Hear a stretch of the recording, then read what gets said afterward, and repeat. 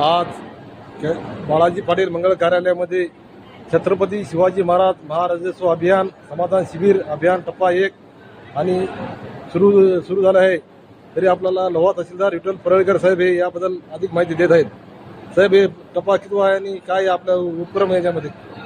छत्रपती शिवाजी महाराजोत्सव अभियान मंडळ स्तरावर राबवण्याचे महाराष्ट्र शासनाचे निर्देश होते. त्यानुसार आपण आज 15 मे 2026 रोजी लोहा मंडळाचं शिबिर छत्रपती शिवाजी महाराज शिबिर आपण लोहा मंडळाचे इथं आज आयोजित करण्यात आलेलं होतं.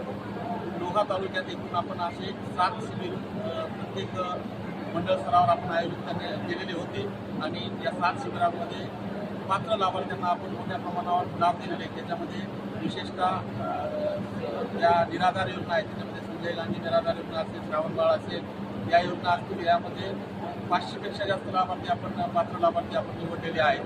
त्याशिवाय विविध प्रमाणपत्र त्याच्यामध्ये जातीचं प्रमाणपत्र असेल, नॉन क्रिमिनेटर असेल, रहिवासी असेल, हे प्रमाणपत्रसुद्धा अशा प्रकारचे प्रमाणपत्र मोठ्या प्रमाणावर आपण या शिबिराच्या माध्यमातून दिलेले आहेत.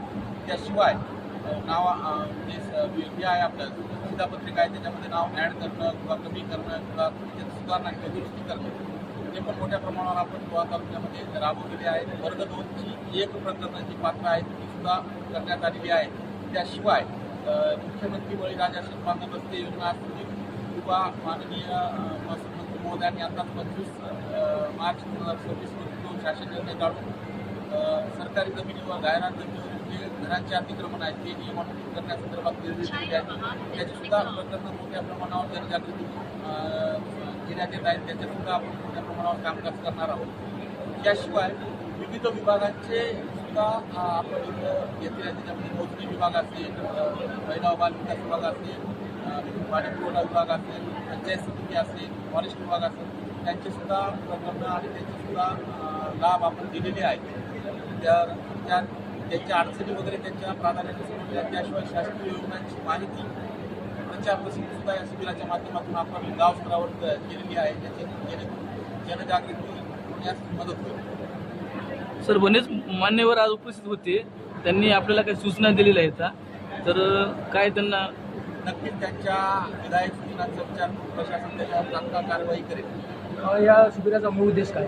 मूळ उद्देश सर्वसामान्य नागरिकांच्या ज्या काही दैनंदिन प्रकरणं आहेत किंवा तक्रारी आहेत किंवा म्हणणं आहे ते तात्काळ निकाली काढणं. आतापर्यंत किती प्रकरणं प्रलंबित आहेत आणि किती मार्गी लागतात? आपण प्राधान्याने या प्रत्येक शिबिराच्या माध्यमातून आपण साधारणतः त्या भागातले अर्ज जमा केले, मिटिंग घेतल्या, त्यांचे अर्ज घेतले आणि त्यांचे निकाली काढले. श्रावणबाळ आणि संजय गांधीची 500पेक्षा जास्त प्रकरणं आपण गावातील तालुक्यात नवीन शोधून काढलेली आहेत. शिबिराचं मोठे यश आहे. त्याशिवाय जे आपले विद्यार्थी आहेत, परीक्षार्थी आहेत, त्यांना विविध प्रमाणपत्राची आवश्यकता असते. ते प्रमाणपत्र मोठ्या प्रमाणावर म्हणजे ही संख्या हजाराच्या पुढं अशी आपण तात्काळ दिलेली आहे. आणि वर्ग 2ची 1 प्रकारची पात्र आहे ती पण आपण साधारणतः केलेली आहे.